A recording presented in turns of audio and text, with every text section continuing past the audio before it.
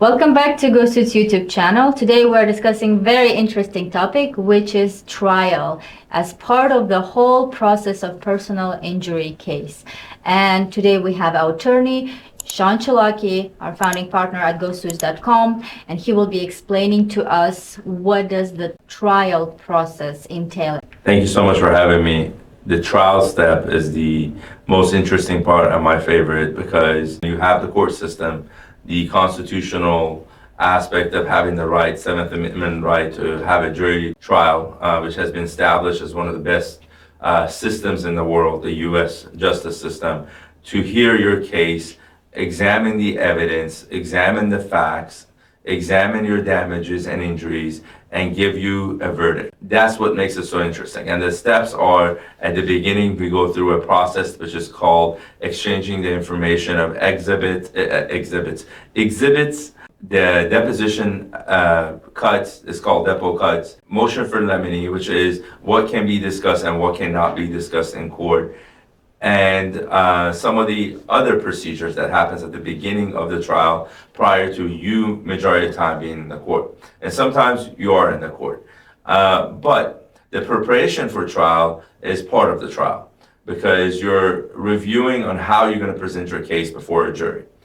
And once you get into the courthouse, and the beginning steps that you have to go before the judge are heard, you start doing what is called a voir dire or jury selection. And you get to pick the jury and you get to see who you want to be on your case and examining the facts. This process by itself is one of the most exciting part. Imagine you have to get to know 36 people simultaneously at the same time and figure out who's going to be the best person that can make these decisions.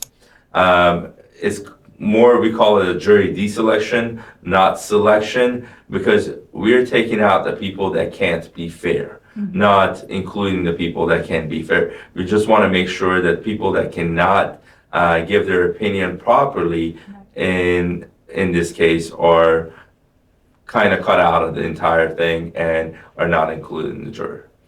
The next step in that trial, that's why I said there's so much, it's complicated, is the plaintiff, which is us, gets up, does an opening and presents the case in that opening. And it's called our case in chief, which is us presenting your entire case to the jury. And we go through it after our opening, put the evidence, put the witness or yourself or the doctor, put the evidence before the jury. And during that process, our goal is to convince the jury that the individual harmed you, the individual you caused you certain damages, and now they have to compensate you for those damages.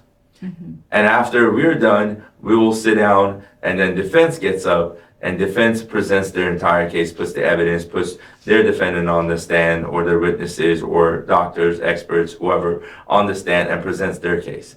After they are done, we get up first, we do a closing argument, and we go through and we ask the jury, this is what we want you to award us, and this is why we want you to award us. And defense gets up and argues against just that, that you shouldn't award them anything, and you shouldn't give them anything because my client, for example, wasn't at fault. And then there's a stage called rebuttal. Sometimes we use it, sometimes we don't. And we get back up and we have the last word as plaintiff. They can say, hey, everything he just said is to just benefit themselves, for example. Right. So that is called a rebuttal. And then the jury goes into a room. They're dismissed for the time being into a room, and it's called a deliberation room, where they go sit down and start discussing all these evidence. It was where the 12 people sit in a room and there was one person. It's a 1980s movie, really old. 12 Angry Men. 12 Angry Men, yes. Thank you. 12 Angry Men. Highly recommend. Yes, and they sit down and they discuss and deliberate on what the evidence is, and they can only think about the evidence and not all the outside factors, and they are given instructions by the judge, and then they come out and give you a verdict, and that verdict is binding. And the binding, it means everyone has to do this, right? kind of. The verdict has to eventually turn into what is called a judgment. Mm-hmm. Okay. Now, there's other steps, legal steps that I'm not gonna get into it, but eventually, when you have a judgment, that means you can enforce that judgment. But at any point prior to you being able to enforce this judgment, someone can appeal this and say, "Hey, I don't agree with what the jury did, or there was an error, or the judge did something wrong," and it has to be an error of law. So it can go up to a court of appeals. One of us, me or the defense, can appeal it to go to higher court, and that is a step that we will discuss in the next video. This sounds kind of stressful for clients, but usually how long does it take? The trial takes 1 day in personal injury cases, or it can take more than 1 day. That is, again, a difficult question to answer. We designate hours that we would like to take depending on how complex the case is.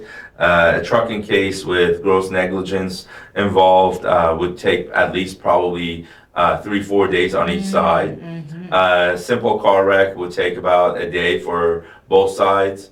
Product liability case, we almost had about 2.5 weeks blocked. Depends on how complex, how bad the injuries are, and who the defendants are. Make sure you follow us, subscribe to our channel, and follow our next videos to find out what happens next, how can you appeal, and what is the process like. By the way, don't forget to watch our previous videos on the entire process. Thank you so much, Mr. Chalaki, and thank you for watching. Comment below with your questions, and see you in our next videos.